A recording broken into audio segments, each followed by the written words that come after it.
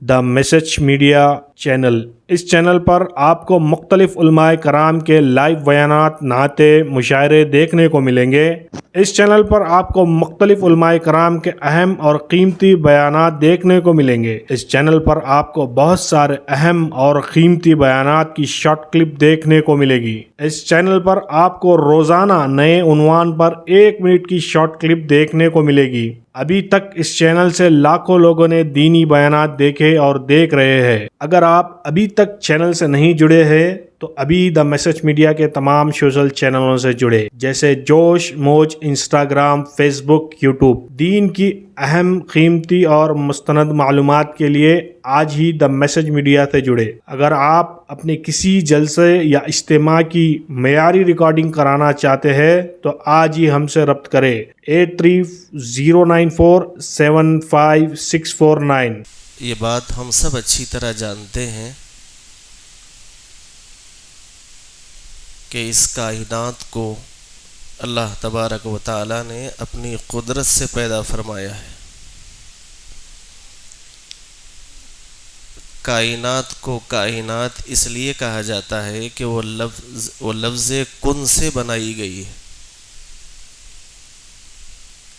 اللہ تبارک و تعالیٰ کسی چیز کو پیدا کرنے کے لیے، بنانے کے لیے کن فرماتے ہیں، فیکون، اور وہ چیز پیدا ہو جاتی ہے۔ تو کائنات کو بھی اللہ تبارک و تعالیٰ نے کن کے ذریعے سے پیدا فرمایا ہے، اور اس کائنات کے بنانے میں اللہ تبارک و تعالیٰ کا نہ کوئی شریک ہے، نہ کوئی اس کا مشیر ہے، نہ کوئی اس کا مددگار ہے۔ تنہا اللہ تبارک و تعالیٰ نے اس پوری کائنات کو پیدا فرمایا ہے، اور وہی اکیلے اس پوری کائنات کے مالک بھی ہیں اور بادشاہ بھی ہیں۔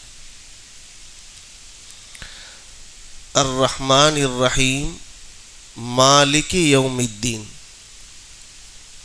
اللہ تبارک و تعالیٰ اس پوری کائنات کے مالک بھی ہیں، ملک یوم الدین، اور اللہ تبارک و تعالیٰ بادشاہ بھی ہیں۔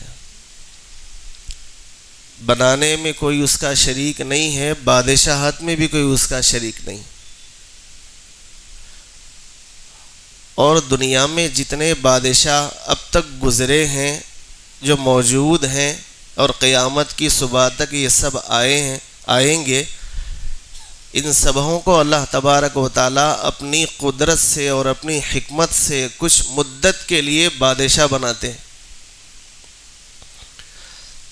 کرسیوں پر بٹھانا اللہ تبارک و تعالیٰ ہی کا کام ہے، اور کرسیوں سے نیچے اتارنا یہ بھی اللہ تبارک و تعالیٰ کا کام ہے۔ اس کائنات کو چلانے کے لیے بہت سے ضابطے بنائے گئے ہیں۔ بعض ضابطے وہ ہیں جو اللہ تبارک و تعالیٰ نے بنائے ہیں، اور بعض ضابطے انسانوں نے بنائے ہیں۔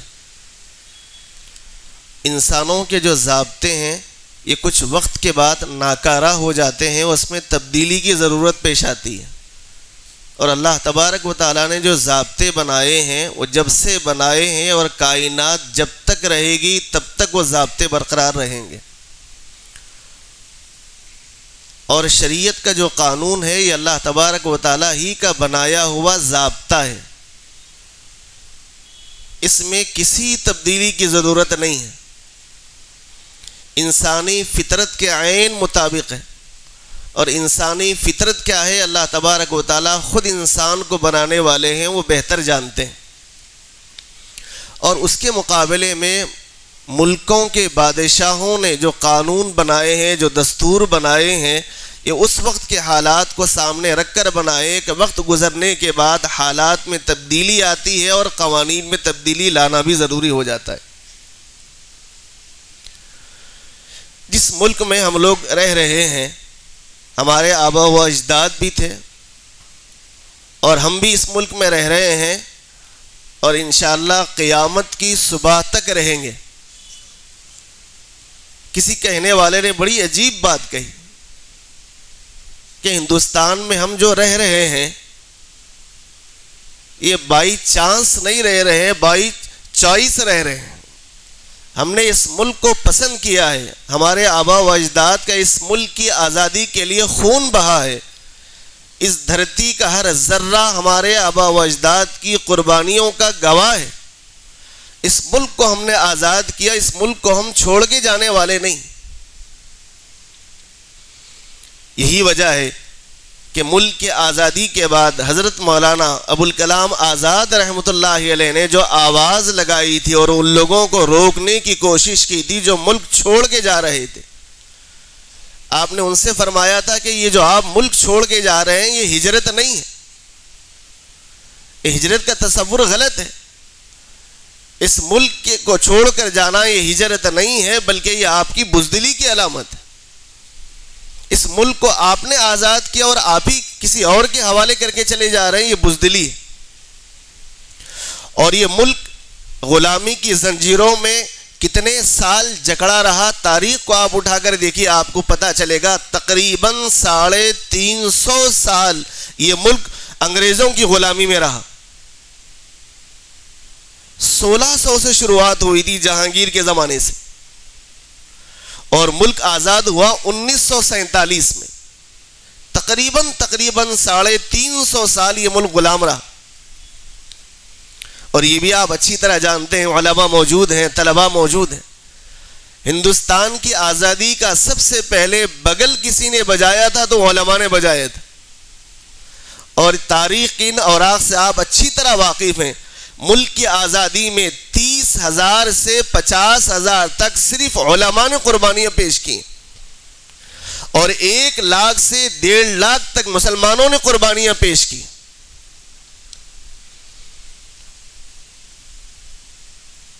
بڑی کوششوں کے بعد، جد و جہد کے بعد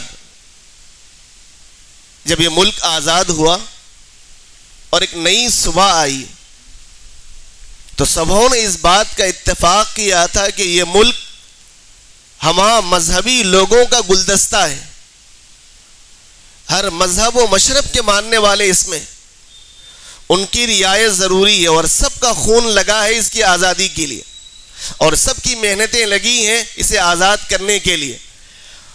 اور ہر مذہب کے ماننے والے کو، ہر علاقے کے ماننے والے کو اس ملک میں رہنے کا، جینے کا، اپنے مذہب کے مطابق زندگی گزارنے کا حق حاصل ہے۔ تو دستور بھی ایسا بنانا چاہیے کہ جس میں سب کے لیے سہولت مہیا ہو۔ دستور بنانے کے لیے 29 اگست 1947 کو ایک کمیٹی بنائی گئی تھی، 7 رکنی کمیٹی بنائی گئی تھی، اور اس کے جو سربراہ تھے ڈاکٹر بھیم راؤ امبیڈکر، ان کی سربراہی میں یہ 7 رکنی کمیٹی تیار کی گئی تھی۔ یہ دستور بنائیں گے اور اس دستور کے مطابق ملک کو چلائیں گے۔ 2 سال 11 مہینے 18 دن لگے ہیں دستور بننے کے لیے، تب جا کے دستور بنا تھا۔ 26 نومبر 1949 کو دستور بن کے تیار ہوا اور پیش کیا گیا، اور پھر 24 جنوری 1950 کو صدر جمہوریہ کے حوالے کیا گیا اور انہوں نے دستخط کی اس پر، اور 26 جنوری 1950 سے اس دستور کے مطابق قانون نافذ ہوا۔ اور اس دستور کے دفعات کے اندر کھلے طور پہ یہ لکھا گیا ہے کہ یہ ملک جمہوری ہے، اور اس ملک میں سب کو اپنے مذہب کے مطابق زندگی گزارنے کی آزادی حاصل ہے۔ اور اس دستور کے دفعہ نمبر 44 میں بڑی وضاحت کے ساتھ یہ بات لکھی گئی ہے، یہ جمہوری ملک ہے، اور آپ سب جانتے ہیں پوری دنیا میں سب سے بڑا جمہوری اگر کوئی ملک ہے تو ہندوستان ہے، اور بڑی آبادی والا اگر کوئی ملک ہے تو اس کا دوسرا نمبر ہے گرین ویل ہائی اسکول ہمارے اسکول میں آنے والے تمام طلباء کو معیاری و مؤثر تعلیم دینا چاہتے ہیں. عصری تعلیم کے ساتھ دینی تعلیم و تربیت سے بھی روشناس کرنا چاہتے ہیں تاکہ طلباء اس اسلامی ماحول میں تعلیم و تربیت پا کر بحیثیت مسلمان معاشرے میں اپنا اچھا کردار ادا کر سکے اور مخلوق خدا کے لیے فائدہ مند ثابت ہو. مکمل تعلیم کا نظام جس کی بدولت طلباء دینی و عصری تعلیم ایک ہی جگہ حاصل کر سکے. ریمیڈیل کلاسز کا اہتمام رہے گا. ماہر اور تجربہ کار استاد کے ذریعے طلباء پر انفرادی توجہ دی جاتی ہے. طلباء کی بہترین تعلیم کے سلسلے میں والدین کے لیے اجلاس منعقدہ کیے جاتے ہیں. وقتاً فوقتاً کیریئر گائیڈنس سیشن کا اہتمام. مدارس کے نہج پر تجویز کے ساتھ قرآن مجید کا ناظرہ اور ضروریات دین سے واقفیت کرائی جاتی ہے. لائبریری کا انتظام تاکہ طلباء میں مطالعے کا شوق پیدا ہو. کمپیوٹر کلاسز کا انتظام. چوتھی کلاس سے کوڈنگ بھی سکھائی جاتی ہے. طلباء کے لیے مارشل آرٹ ٹریننگ. اچھی صحت بنانے سے متعلق پروگرامز. والدین کے لیے بچوں کی تربیت سے متعلق ماہانہ پروگرامز. نوٹ: اچھا پڑھنے والے طلباء کے لیے اسکالرشپ کا انتظام. یتیم اور ضرورت مند حضرات کے لیے بھی اسکالرشپ کا اہتمام کرایا جائے گا.